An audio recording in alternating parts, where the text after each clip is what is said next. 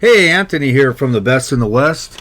Today we got a banger. We got a I hate doing it. I don't like separating the videos, but on this there's too much going on. I'm taking this driveway out. I'm putting a drain down here because you can see it flows to the driveway.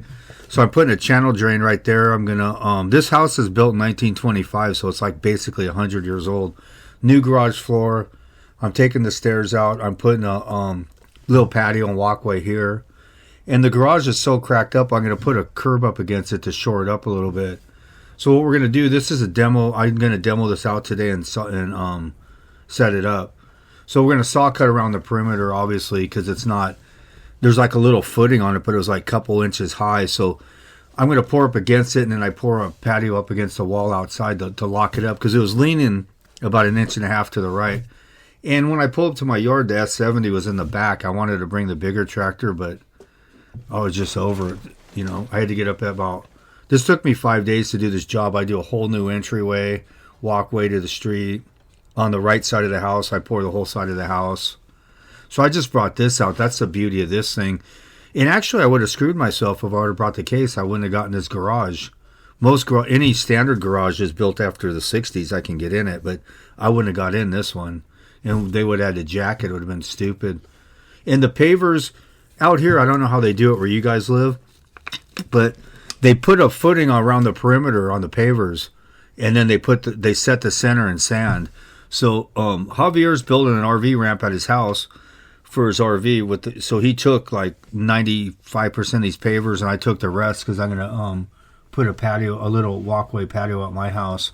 So I just ruined the edge, the perimeter, because it's on concrete anyway, and there was plenty of extra pavers. So I let Javier use my trailer. We loaded him one day. He dumped it at his house. He came back. It was 2 loads, and we got all the pavers out. But I brought 2 bins here side by side. I'm in San Pedro, California. It was so nice up here. There's a wind. I'm right on the ocean, up on the hill. Down below is like the Queen Mary and the Long Beach Harbor and all that. It's really a unique area. These houses are 100 years old. So I'm going to bust the footing off, and you want to pull it up and expose it, and then you hit it right where the rebar's at, and it'll peel. You can just break the whole footing off, and one of the guys will grab the rebar and throw it to the side. Because if you load it like that, you can't maximize your load because there's so many voids in it, and if you go in there with a sledgehammer and throw pieces to fill voids, you could trip on that rebar or get poked in the eye or something by it. So I just hit it right on it. What I'll do if the footing's too big, I'll break it where you can see it, and I'll have Milton or Javier or somebody cut it with a sawzall or whatever, and then I'll pull the rest out and I'll expose it up on the ground. I don't leave it in the hole where it's at, because then you'll just make all kinds of popcorn and cleanup. And then I'll get the bucket and I'll move everything and stage it and put it in a pile, and then I'll keep taking more footings out, and I'll drag them. I'll hook it with the rebar and bring it over to the other pile, and I'll break it on the pile, and they just grab the rebar and pull it. Shout out to my buddy Demetrius standing right there in the driveway. He's the homeowner. He found me on YouTube. I've known him for a while, and he pulled the trigger on this, and we just knocked this out of the park. But I got to break it up into 3 or 4 videos because there's too much going on, and some of the areas no access. So, if I did the whole video, it'd be like a 2-hour video. It's not doable. So now I'm gonna just peel these off because Javier wanted most of them. So that's what we did. I got 2 of these bins. Those bins out here are $700 for that bin. And if you overload it, they got a scale on their thing. There's my boy Milton. He's been in there sawing for an hour. Got to give him special recognition for that.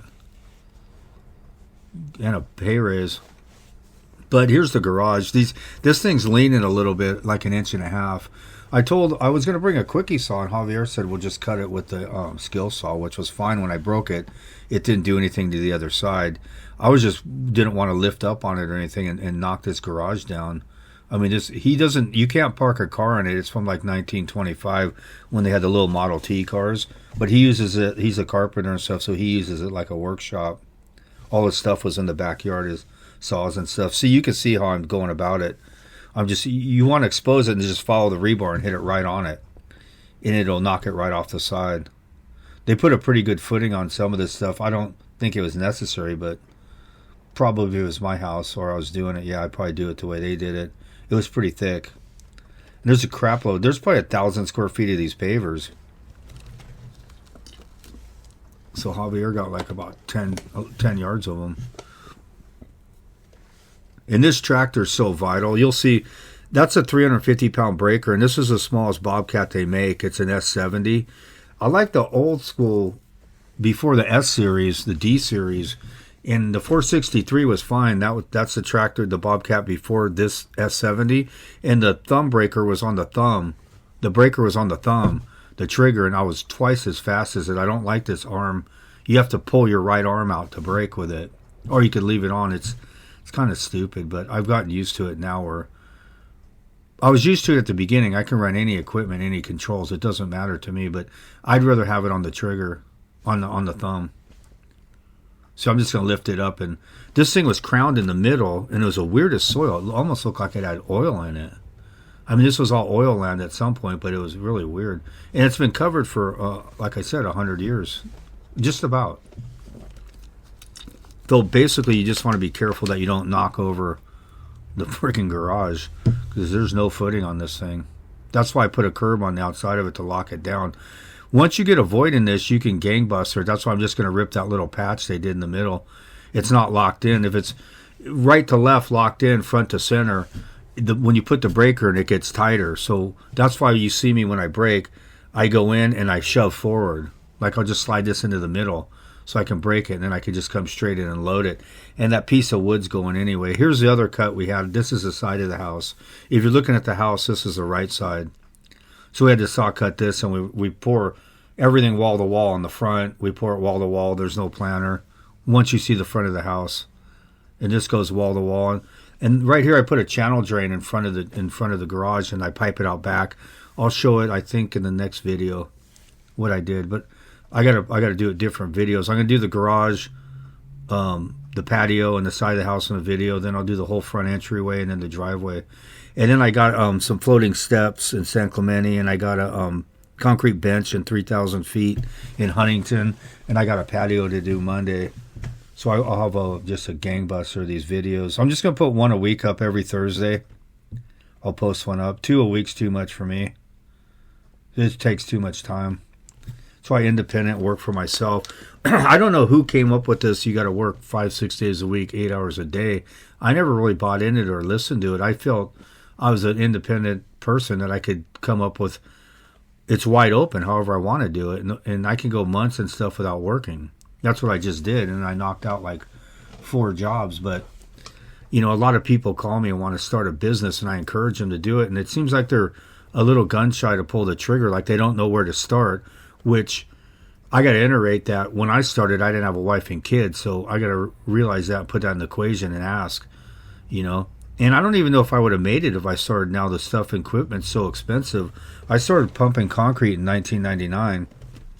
And the first pump I bought was like $11,000. And now the prices of the pumps, I just can't find a compromising answer for the price of it. I can't justify it. So I went to go look for another S70. I wanted to get another one because I'll start running a demo crew, backyard tight stuff for all the contractors I know, pool demos and stuff. And I bought this S70, I don't know, maybe a year and a half ago for $13,000. Clean as heck. It's a 14.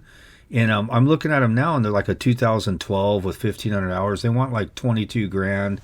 And then if you go up to a 16 or 17 or more recent year, they want like 28,000, 29,000. And I don't see it. I'm not paying that for that. And I've only bought a couple things new of all the equipment I've had. I've had a new pump, I think, once, a long time ago, 2002 or something. And then I bought that case new because I was on a big job and I blew up an S50, or I broke the arm on an S150, and I didn't want to go rent one, so I just went and bought a brand new tractor that day and then came back and kept going. The controls were real trippy when I first started it, but you can get used to whatever you want. So you can see right when I hit it on the rebar, I'm going to pull this thing out, and you want to expose it up out of the hole, and then there's no strength to it, so I'll just pull it out, shake it off, got a little dirt on it. Milton loves it. But you should start your own business. You just got to I talk to guys all the time that call me and want to do it, and they're talking like 5-10 years down the road, and I'm like, bro, if you're writing a book and you have no experience, the end's going to be terrible. You write the story as you go. You know, just start right the first start of it, and then the middle as you get going, 5, 10 years, and then the ending to it. You can't just. It'd be a terrible book if you just wrote it. All your experiences are part of the process. You know, you can't think 5, 10 years or my retirement or whatever. You work on it as you go.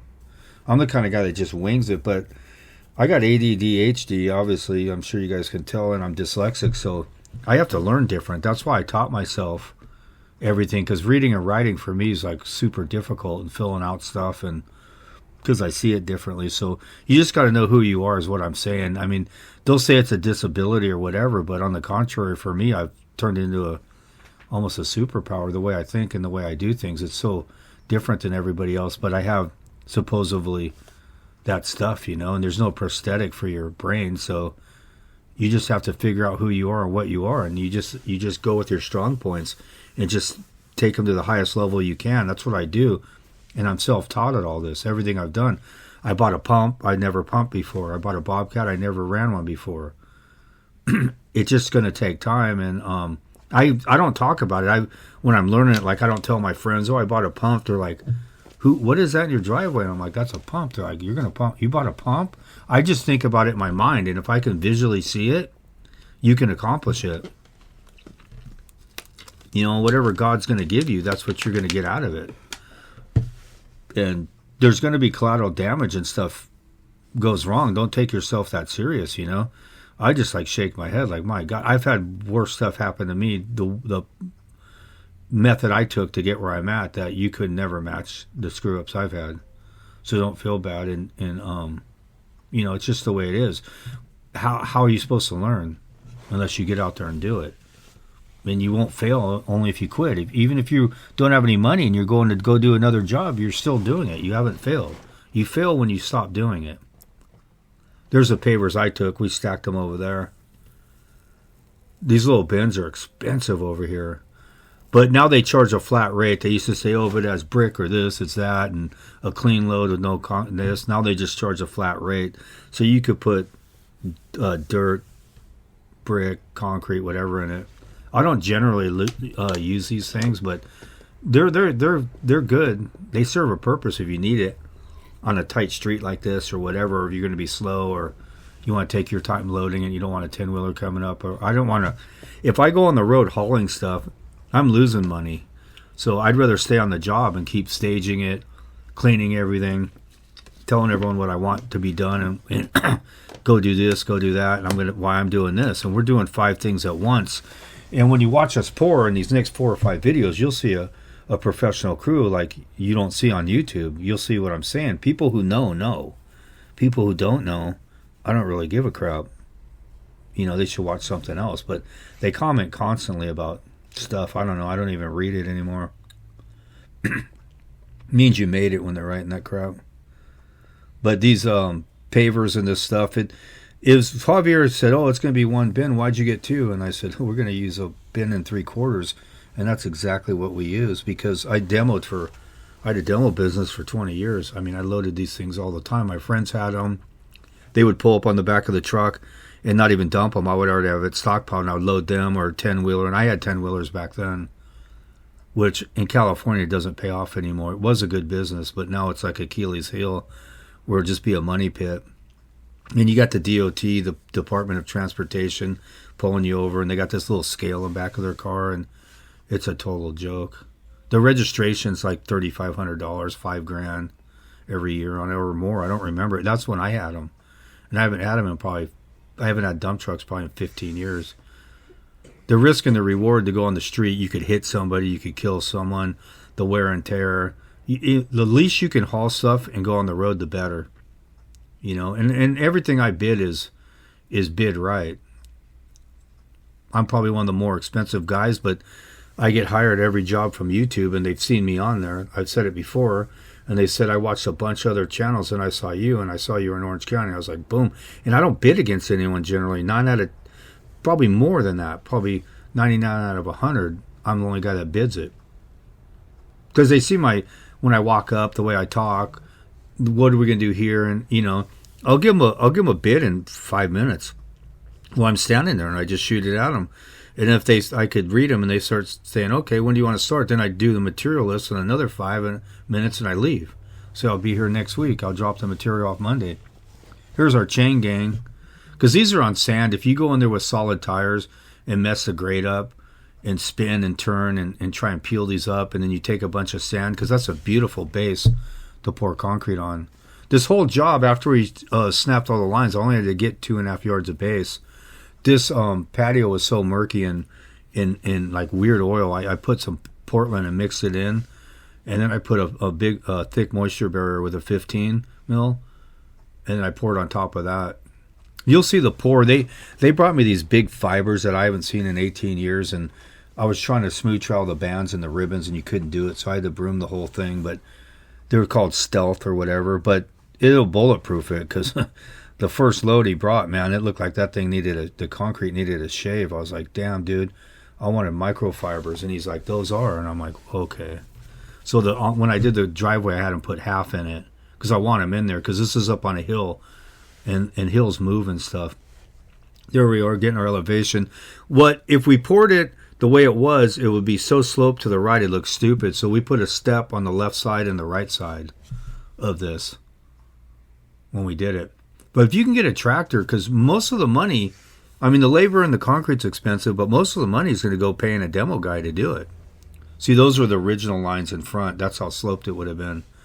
So me and Javier were talking, we're saying, let's just put a step off that right side, the far right there, and the far left. It looked really cool because it was flat with 1%. So it looked really good. When you walk up to the house, it was square just like the house.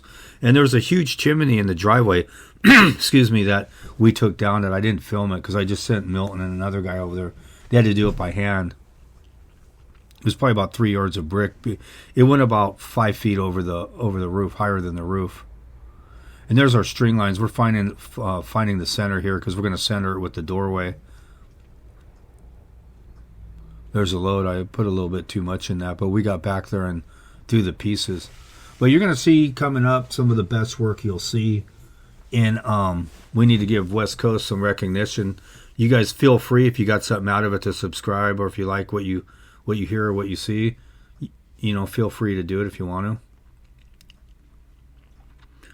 to. We're just going to tie some string lines everywhere, up the middle, then right to left on the perimeters, and then we'll snap the lines off the house.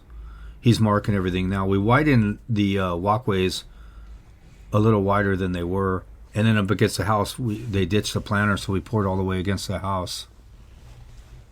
And I should get some really unique stuff coming up. I mean, this channel is going to explode on its own with the work I'm going to put up. That's what I speak with. I don't need props. I don't need a soap opera. I put the best stuff up here continually. That's what I'm known for, and that's a good position to be in. So I saw this board, and it was bowed so bad. We almost didn't use it, and then I just drove that up against it. It was twisted as hell. But we got it straight. We put some on the inside, too, after.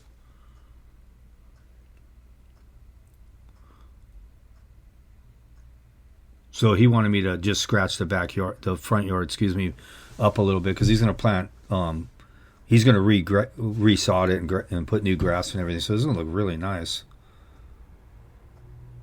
So I'll be putting up the videos every Thursday of this job. I think there's 4 of them. I had to break it up. But this is a one-dayer with the demo. If you got the right tractor and the right operator and the right stuff, it's pretty basic.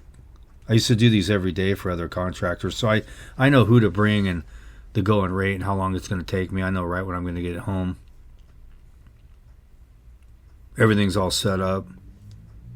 It was a 5-day job total because I had to do it in 2 pours.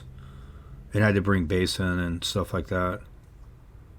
I love those solid tires. I don't know what they cost now, but they're well worth their money from getting flats. They were $1,600 for 4 when I bought it. Those 4 were $1,600, and on the case I think I paid $2,400 to them. They're getting a little worn now. I had to rotate them, but these ones are harder for some reason, better rubber. I'd suggest getting solids, grading on concrete, the street. I don't ever have a problem. I don't get stuck on it, nothing. If you know what you're doing, you can get out every time. So that's a wrap for me today. That's an end of this day. The pours will be the next 3 videos. So you guys should really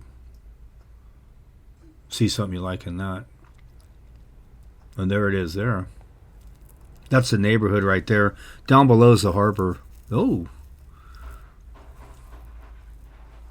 Thank you very much for watching. Have a nice day.